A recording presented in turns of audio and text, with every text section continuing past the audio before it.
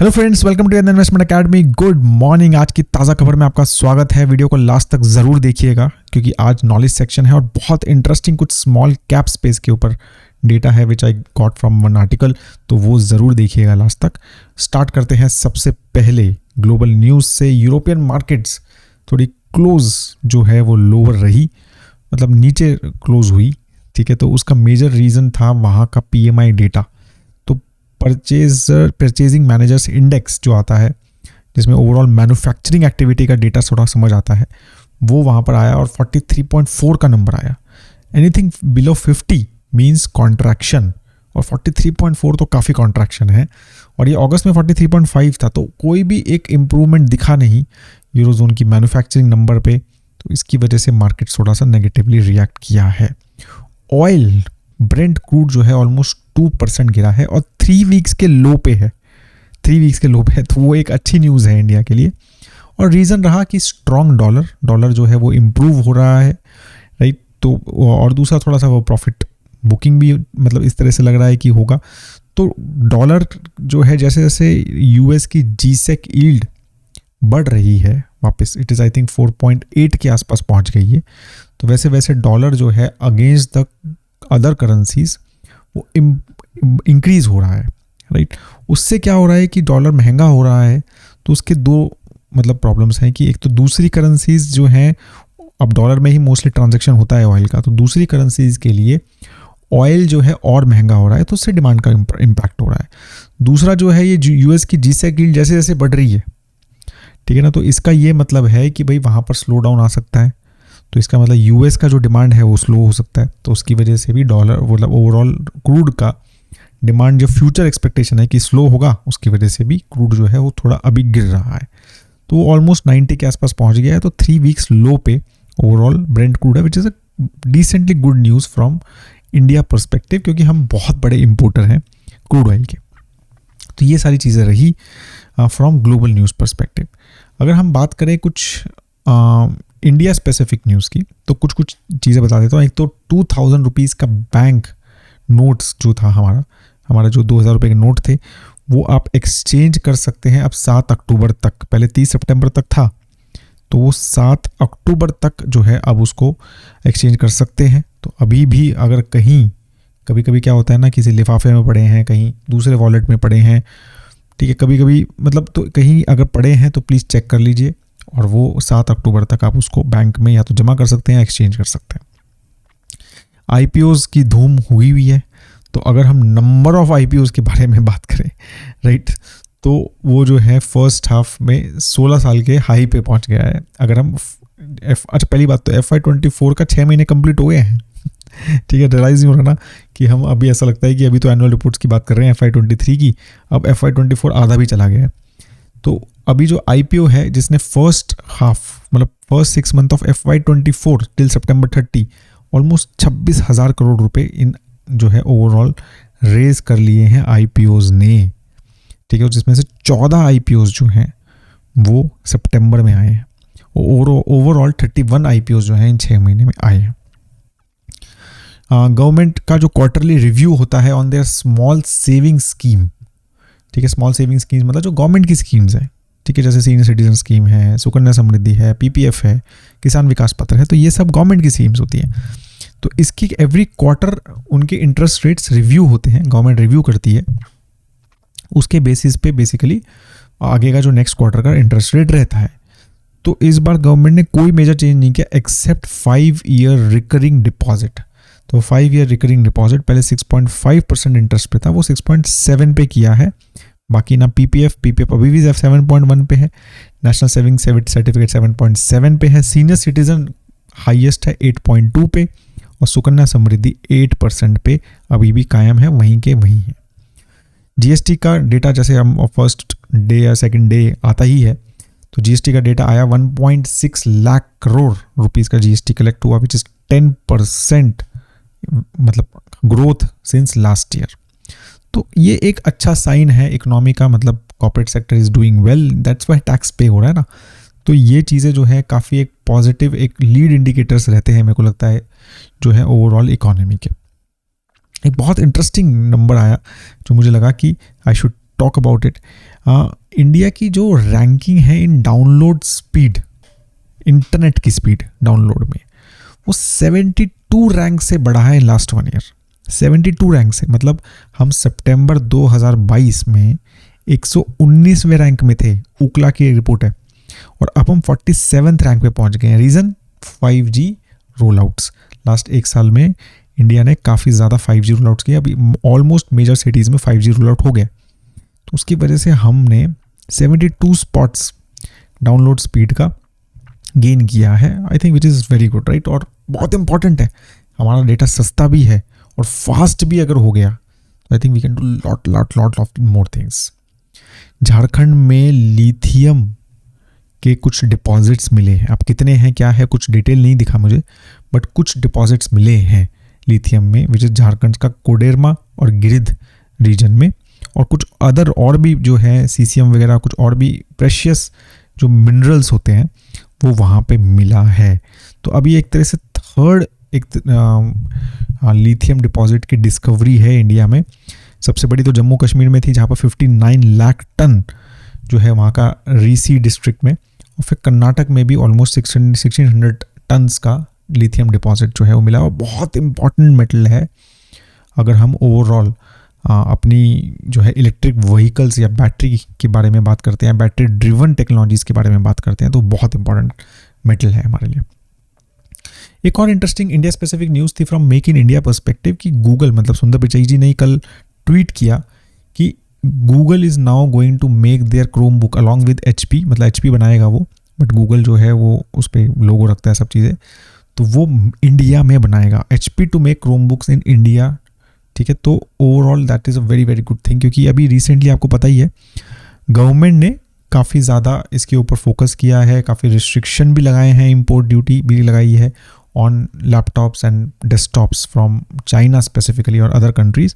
तो उसकी वजह से काफ़ी इंपॉर्टेंट है कि अब जो है इंडिया में अगर ये सब चीज़ें बनने लग गई हैं तो it will create lot of jobs, और ये मेक इन इंडिया का बहुत बड़ा आई थिंक सक्सेस स्टोरी रहेगा आफ्टर द मोबाइल फोन्स।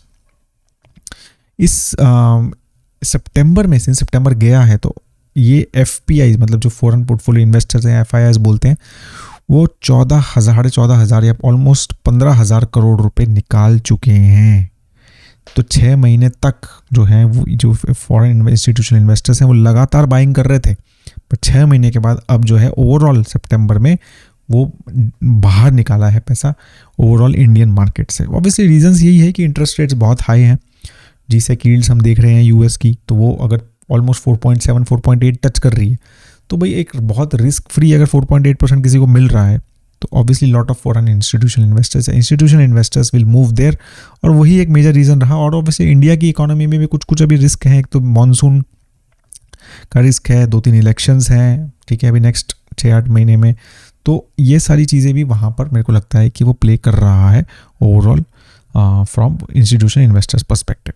अब कुछ स्टॉक स्पेसिफिक न्यूज़ के बारे में बात करते हैं। तो मेजर जो न्यूज़ दिखी मुझे, एक तो अदानी ग्रुप की न्यूज़ दिखी कि अदानी सोलर करके जो अदानी एंटरप्राइज की सब्सिडरी है, तो they are saying that solar manufacturing capacity, जो सोलर सेल की जो मैन्युफैक्चरिंग है, राइट, वो 2.5 टाइम्स बढ़ाना चाहते हैं इन नेक्स्ट 4 ईयर्स।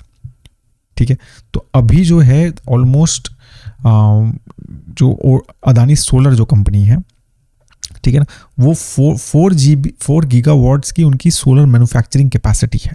तो एक इंटीग्रेटेड सोलर मैन्युफैक्चरिंग प्लांट है उनका, which is a green field project, ठीक है ना, तो उसमें 4 गीगावाट्स की है, तो उसको वो 10 गीगावाट की मतलब कैपेसिटी बनाना चाहते हैं। ये सोलर मतलब ये अदानी ग्रीन की बात नहीं कर रहा मैं, ये पावर जनरेशन की बात नहीं कर रहा हूँ मैं ये सोलर सेल जो बन रहे हैं, मतलब जो सोलर पैनल्स बन रहे हैं, उसकी मैन्युफैक्चरिंग की बात कर रहा हूँ।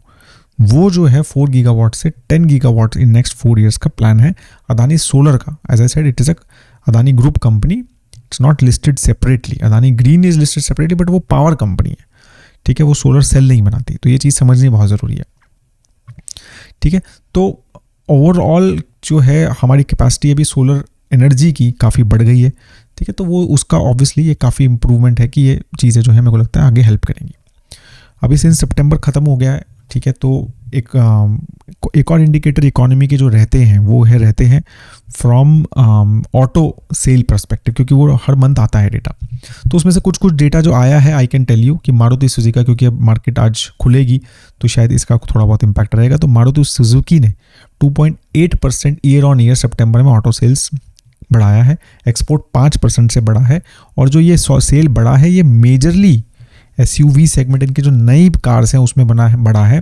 जो छोटी कार्स है, ऑल्टो है या एक्सप्रेसो वगैरह है, उसमें काफ़ी ज़्यादा मतलब डबल डिजिट डी ग्रोथ है उनकी सेल में। बट उनकी जो बाकी कार्स हैं, जो SUVs हैं, they are doing very well.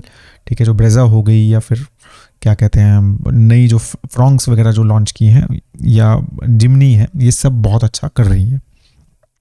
But still मतलब as per the article which I read, उन्होंने कहा कि एक्सपेक्टेशन से कम है। ठीक है, तो महिंद्रा एंड महिंद्रा का 17% year on year SUVs driven था। ठीक है, तो वो भी काफ़ी एक अच्छा रहा ओवरऑल। बट ट्रैक्टर सेल्स जो है वो 11% से गिरी है सितंबर में। आइशर मोटर्स, ठीक है, रॉयल एनफील्ड बेसिकली 4% से उनका सेल डाउन हुआ है लास्ट ईयर सितंबर में। ठीक है, कमर्शियल व्हीकल जो है जबकि 8% बढ़ा है। हीरो मोटरकॉर्प का कुछ तो पॉजिटिव आया है, 3% बढ़ा है। ठीक है, ओवरऑल सेल एक्सपोर्ट्स भी जो है उनका ओवरऑल लास्ट ईयर से बढ़ा है। TVS मोटर्स का 6% से ओवरऑल सेल बढ़ा है।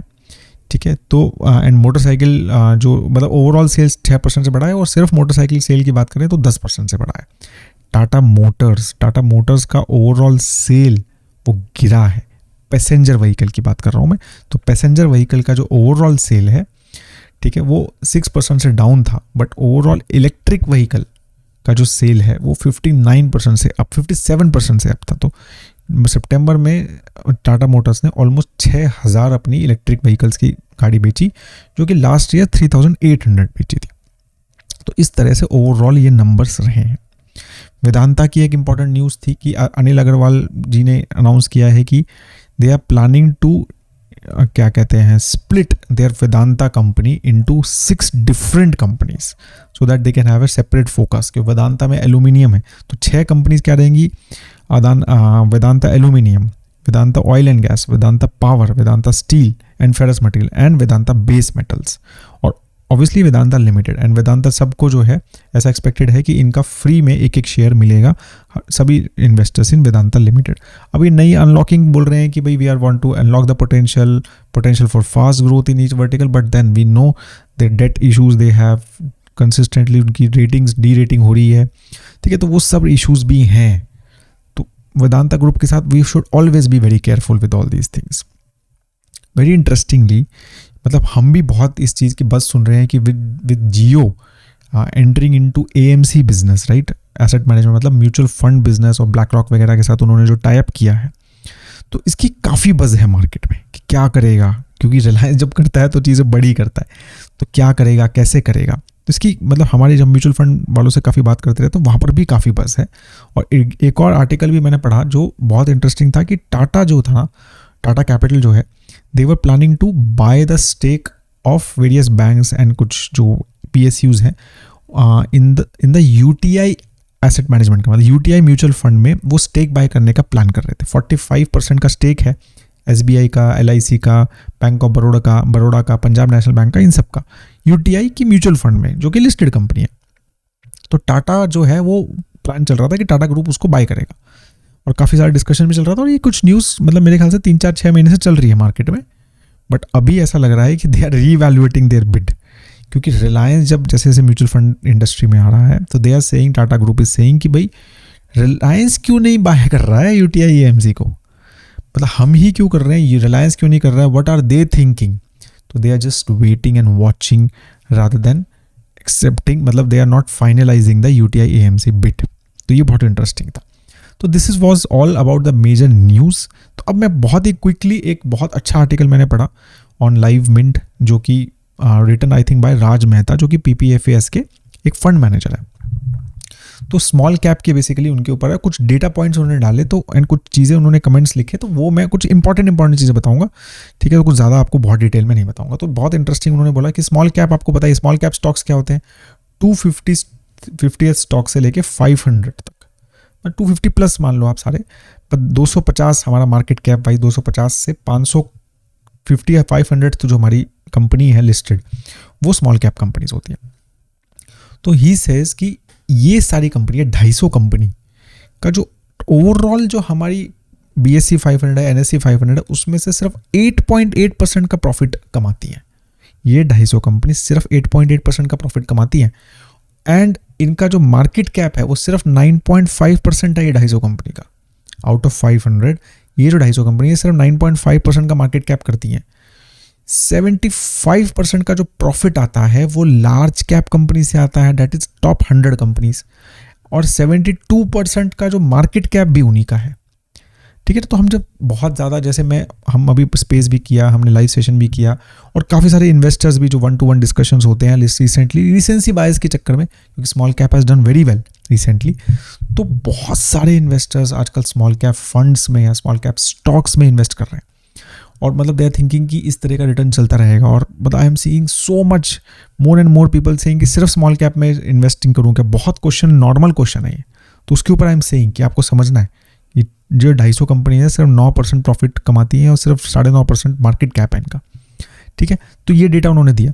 दूसरा ये है कि उन्होंने बताया कि BSE स्मॉल कैप, ठीक है, और BSE 100 के रिटर्न्स सिंस लास्ट 23 ईयर्स, ठीक है, सिंस 2000 मतलब 23 ईयर्स में उन्होंने कहा कि डिफरेंस जो है वो 1.7 का है, परसेंट का कैगर रिटर्न का डिफरेंस है, which is obviously not that कि भाई कम है, क्योंकि 20-23 साल में 1.7% बहुत बड़ा नंबर हो जाएगा डिफरेंस, बट स्टिल ओवरऑल अगर उनका 12-13% है तो ये 13.5-14% के हिसाब से ही है। मतलब ऐसा नहीं है कि वो 12% पे और ये 20% पे, मतलब पॉइंट ये है।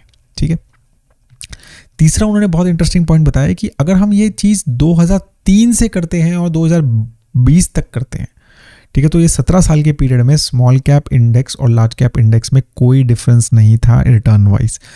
2003 से 2020 के बीच में स्मॉल कैप इंडेक्स और लार्ज कैप इंडेक्स ने कोई डिफरेंस नहीं दिया रिटर्न्स के। तो ये बहुत ज़रूरी है, क्योंकि हम बहुत ज़्यादा भाग रहे हैं ना आजकल स्मॉल कैप के पीछे। वो चीज़ समझनी है कि लार्ज कैप को इग्नोर मत करो।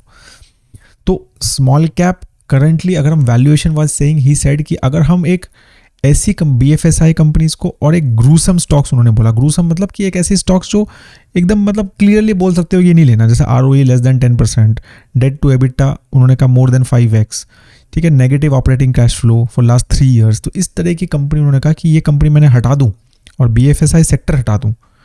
तो EV, because EV by EBITDA number के हिसाब से लिया, तो EV बाय एबिटा पर्सपेक्टिव से तो स्मॉल कैप वैल्यूएशन 20 साल के हाई के पास है। ठीक है ना, तो वैल्यूएशन मतलब उन्होंने बोला है कि वैल्यूएशंस काफ़ी प्रीमियम है स्मॉल कैप में। ठीक है, और उन्होंने दूसरी चीज़ बोली कि 2 बहुत बड़े रिस्क रहते हैं स्मॉल कैप इन्वेस्टिंग में। एक तो बड़े बड़े ड्रॉडाउन्स होते हैं, मतलब बहुत ज़्यादा गिरता है स्टॉक्स मतलब ये, और उनकी लिक्विडिटी भी लो रहती है, तो मतलब उसको बेचना भी मुश्किल रहता है, स्पेशली बड़े इन्वेस्टर्स के लिए, और specially in the bad markets. ठीक है, तो ही सेड कि that is a major issue. ठीक है, और उन्होंने कहा कि there is a huge survivorship bias in this space. Most of the investor जो हैं, मतलब जब हम स्पेशली डायरेक्ट इन्वेस्टिंग करते हैं स्मॉल कैप में, तो एक बहुत कॉमन स्टोरीज है ना कि यार ये देखो ये स्मॉल कैप स्टॉक, देखो इन्फोसिस पहले एक स्मॉल कैप स्टॉक था, अब वो लार्ज कैप हो गया, अब इसने इतना ये हो गया। ठीक है, अब पहले ये देखो ये छोटी सी कंपनी थी, अब इतनी बड़ी हो गई। पॉली कैप एक भाई mid cap small cap stock था, अब देखो कितना बड़ा हो गया। तो ये एक सर्वाइवरशिप बायस रहता है। Most of the investor would remember the companies which either turn into mid caps और लार्ज कैप्स। ठीक है, लेकिन वो नहीं याद रखेंगे जो बहुत सारी ऐसी कंपनीज है जो स्मॉल कैप में ही रही है, स्मॉल कैप से भी माइक्रो कैप बन गई है।